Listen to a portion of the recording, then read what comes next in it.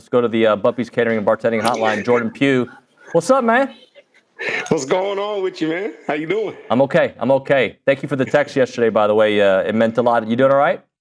Oh, man, I'm good. Hey, a lot better. I don't wish what I had on my worst enemy, man, but I am doing good. I'm up and running again. So had my first workout this morning, so I'm kind of getting back in my groove now. There we go. Yep.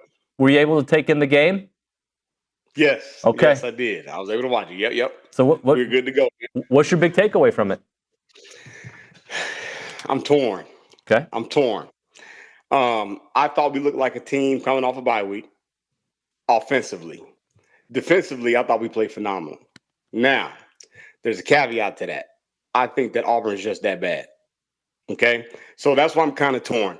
I think we did what we were supposed to do defensively. We dominated from start to finish, and you got to have games like that. When you're talking about a 12-game season, you're going to have games where it's gritty.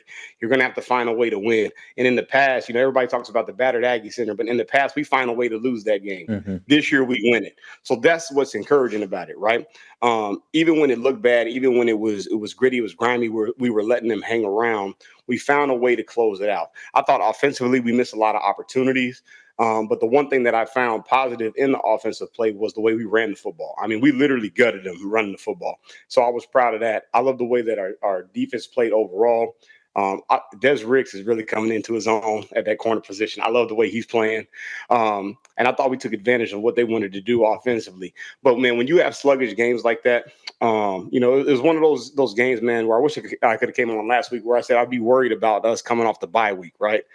I wish we could have played Notre Dame, played Auburn, then had a bye week, right? But I just think it was one of those deals where it was sluggish. But I like the fact that we found a way to win. That's what's really encouraging about this. Torian York did his thing. Torian York was the MVP of the game to me. We were explosive as usual on offense, and we found another way. We put another tool in the tool bag in order to find a way to win games. So we've won explosive games. We won by blowout.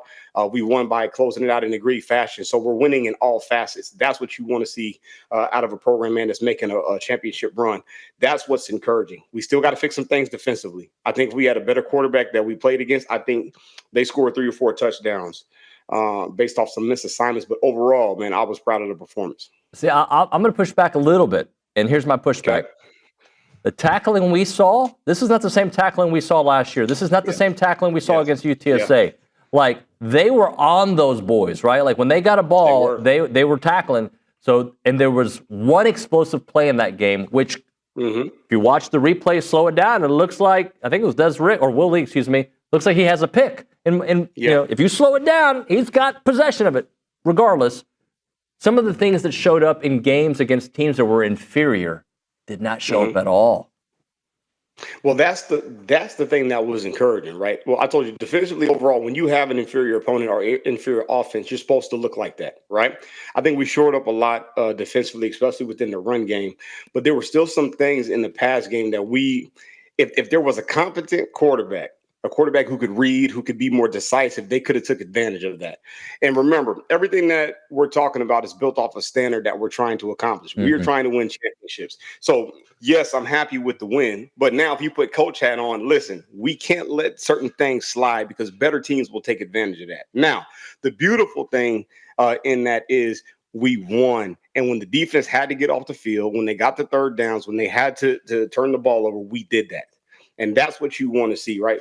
There's going to be points within the season, man, where one side of the ball is off, one side of the ball is on. You got to play complementary football in that standpoint, and we did that defensively. But, yeah, man, but overall moving forward and looking at the state of where we are, the state of the SEC, man, there's so many opportunities out there where we can win every single game, and we can win it handily. But, man, being able to shore up small little things and move forward in that aspect, I think that's going to be something that they emphasize this week in practice. You could tell that we really, over the bye week, we shored up the run. We shored up the edges in the run, that people were killing us, gassing us on the edge. We shored that up. Now we need to shore up the intermediate to deep passing game.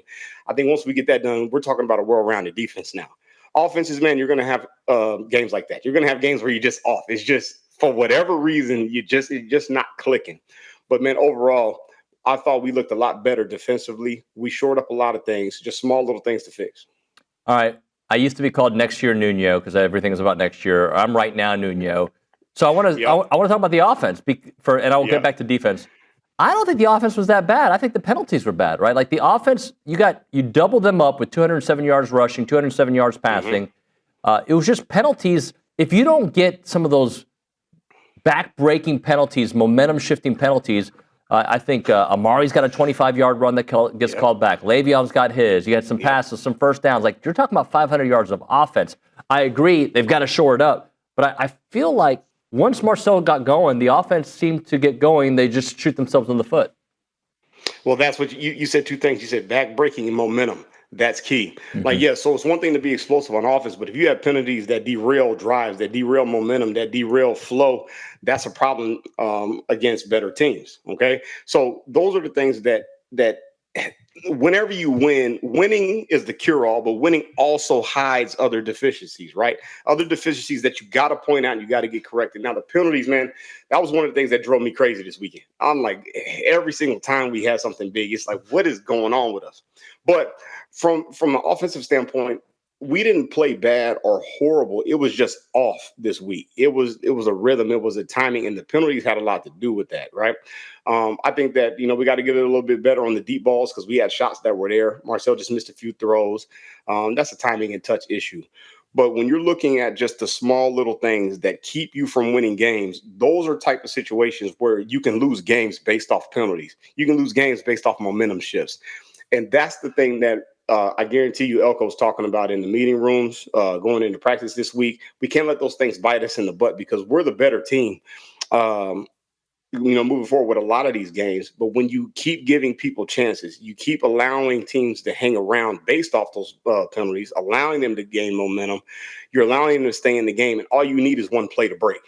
And that play happened on that pick that ended up leading to a touchdown for Auburn. And it kept them, it crept them right back into the game with a one possession lead, right? So you have to try your best to eliminate those situations because the longer you let somebody hang around, all they need is one opportunity. And that one opportunity can shift everything and give you life and give you hope. And you want to cut that off right now. Jordan, what about the defensive line that we had questions about them? And look, the sack numbers are looking good. The run ability, stopping the run, which I know goes beyond the defensive line, but like DJ Hicks is making plays. Tyler Onyedem, like you're seeing guys, you're seeing many different guys get to the backfield, stop runs. Just what have you seen? I think I've seen a maturation over the season, and then you're just letting them play, right? Early on in the season, you're seeing, like I talked about, you saw a lot of two gaps. You saw a lot of guys that weren't just getting upfield and creating chaos. When you looked at this Auburn game, you saw a lot more chaos that was being created because guys were getting upfield, rushing, collapsing pockets, and they were taking away gaps in the run game.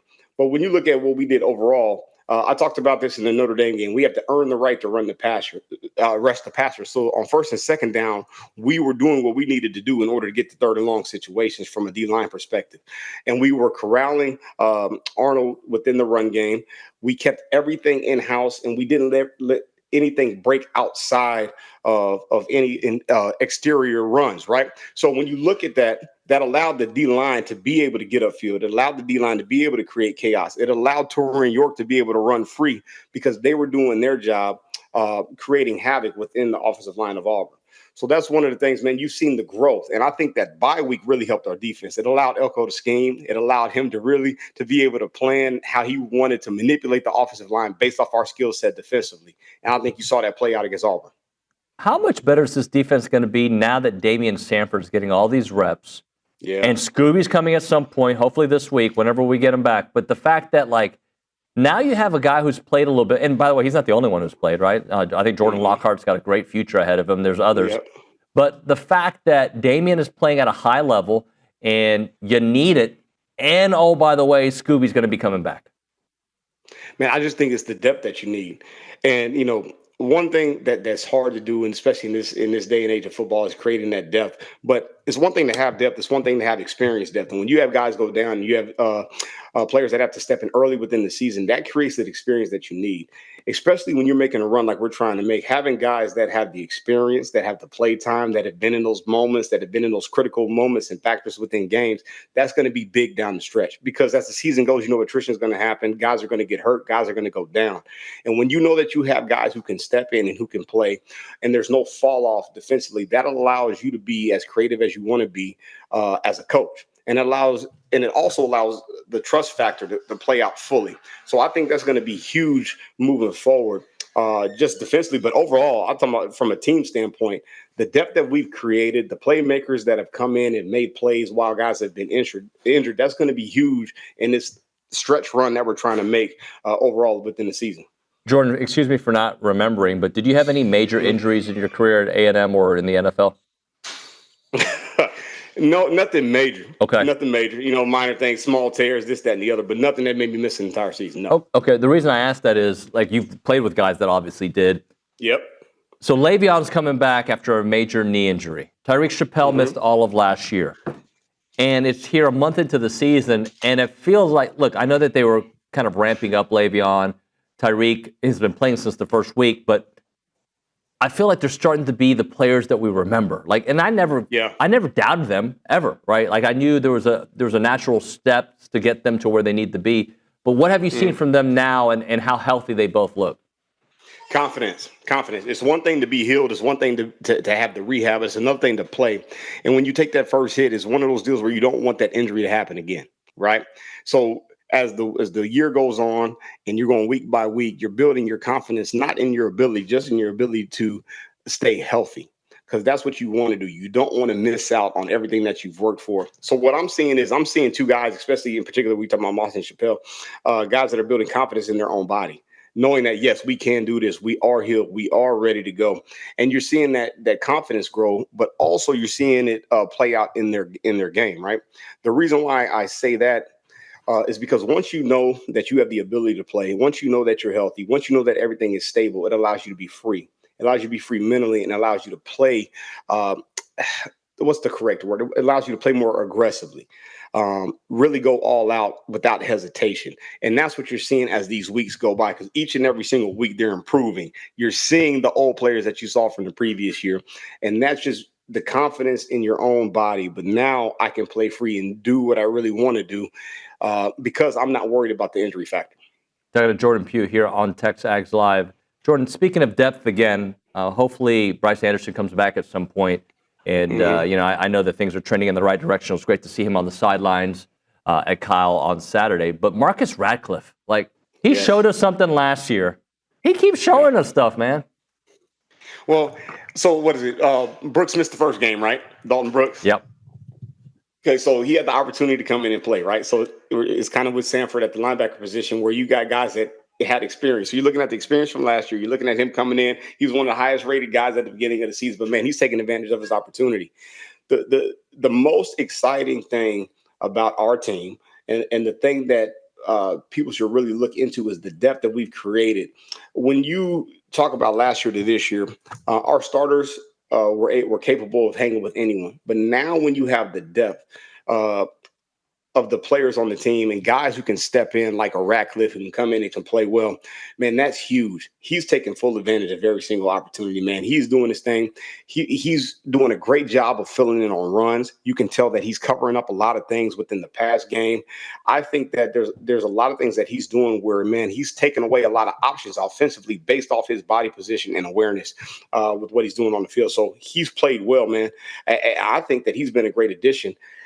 It's going to be hard to get him off the football field for everything that he's doing defensively, just by his presence, his leadership, but his overall awareness on the field. Just so you're aware, Jordan, I don't know if you can see my looking up in this. There's somebody on the. I just noticed it. Yeah, there's somebody on the roof, and I hear there must be workers, and they're banging away on the roof, and I feel like these lights are going to come crashing on me, which I'm not trying to make a joke. That's what it sounds like. So that's why I keep looking up. Okay, it's all good. Making sure with no paranormal activity going on over there. Right, it just kind of worked for a moment. I was like, well, is there an earthquake? All right, We're going to move on, and I want to talk Mississippi State because I think they're good, but I don't. I think A&M should be favored in pretty much every game the rest of the way outside. I don't know. I mean, the road games are the road games, right? Yeah. But just being favored against teams, I think Mississippi State's not only way better than I expected, but a team that can beat you if you don't bring it. What have you seen from Mississippi State? Mississippi State is explosive, and that's what scares you. When you play explosive teams, we are the better football team. We are the more talented football team. It's not even a question. But when you play explosive football teams, all you need is one or two breaks, and you're in the football game. This is one of those games where you have to take away the hope, the life, the energy early out of Mississippi State. One of the things that I noticed, I was able to catch a little bit of the Tennessee game. And when you're looking at the Tennessee game, you saw a team that played inspired, but you also saw a team that knew that they were always a play away. They were home run play away, constantly staying in the football game. So when you look at our matchup with Mississippi State this week, one of the things that I would look at if I'm Jeff Lebby is how can I create explosive plays? All right. I need one or two explosive plays a quarter. That's it. And that keeps me in the game.